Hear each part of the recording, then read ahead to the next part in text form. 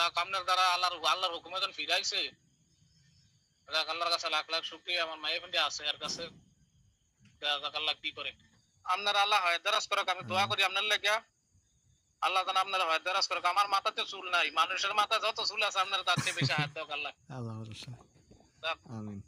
দোয়া করি মনের থেকে কষ্ট করতাম গেল আপনার লেগে, আমি দোয়া করতাম ইনশাল্লাহ। অবশ্যই। আপনি সৌদি আরব হওয়ার পরে এক বোনটার কাছে গেছিলাম বুঝছেননি, তো ওই যে কয় না মাল হারায় যার ইমান হারায় তার, তো আমি তো পাগলের মতো হয়ে গেছিলাম। পরে আমি হ্যার মুখের কথা শুনে আমি যা বুঝলাম যে সম্পূর্ণ ট্রিটমেন্ট আপনার আছে না। আমি একটা ভয়েস দিচ্ছিলাম আপনার আওয়ার পরে, পরে আপনার ট্রিটমেন্টটা সম্পূর্ণ কাজ হয়েছে বুঝছেন, আমি যা বলতাম আর বাকি সব পাওয়া হয়েছে বুঝছেন। আমি তো আপনাকে বলেছি যে একটু সময় দিতে হবে, তাই না? আমি আপনাকে অন্তত 41 দিন সময় চেয়েছি আমরা। প্রথম নিয়েছি 7 দিন, পরে বলছি 41 দিনের ভিতরে হয় সে আসবে, না হয় সে আসবে না, দুইটা একটা। ওই 24 তারিখের দাবিটা কাটার পর থেকে হ্যাঁ না পাগল হয়ে গেছিল বুঝছেন। আমার কাছে বললো যেদিন আপনারা বলছিলাম যে নিয়ে যান এখান থেকে, এই দিনের পর থেকে হ্যাঁ আমার মোবাইলে ইন্টারনেট যোগাযোগ বন্ধ।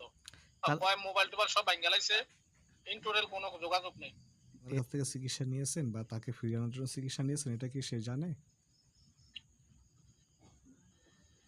না না, আমার মেয়েগুলো কইয়া দিছে। আম্মু ছোড়ো না, আব্বু আছে না রাত্রে আছে না কিতা জানি ফুরতো, আমার বুবুরে কইয়া গেছে কিতা জানি ফুরার লাগে এটি ফুরতো। আব্বু প্রতিদিন রাত্রে বইয়া বইয়া তা আমার জিজ্ঞেস করছে কয় আপনি কি করছিলেন, আমি গারে না কিছু করি নাই। পরে বলে না আপনি সত্য করে বলেন। আমি গেছিলাম, আমি এক হুজুরের কাছে, হুজুর খুব ভালো, মানে তোমারে মানে ফিরিয়ে আনার লাগে আমি তকদির করছিলাম বাস এতটুকু। পরে কি বলছে? পরে কি বলবো, আপনি আমার মাথাটা পুরোটা খারাপ করে দিচ্ছেন। আমি তো কিতা, আমি মাথা খারাপ করলাম কেমনি? আমার কিরকম কিরকম লাগছে আল্লাহ জানে। আমার শরীরের মধ্যে মনে মহিষ দিয়া যেরকম মহিষ লাগাই দিলে যেরকম লাগতো না, আমার গামছা বাইন্দা বলে ঠ্যাঙ্গের মাঝে পানি দিয়া রাখতো, আমার পুরা শোল জ্বললে আছে না, মানে আগুনে দিলে যেরকম ঠিক এরকম লাগতো আমার। তখন আমি বুঝছি, আমি হুজুর না কইছে যতক্ষণ জ্বলবো যতক্ষণ ফুরবো এতক্ষণ জ্বলবো। আমার মনে তো না আপনার কথাটাই আছে, আমার ব্রেনটা আইলেছে হুজুর একদম রাইট হয়েছে, হুজুরে এটি কইছিল। আমি তো পরে আপনাকে বলেছিলাম আমি এগুলা কিছু যদি, করছি না।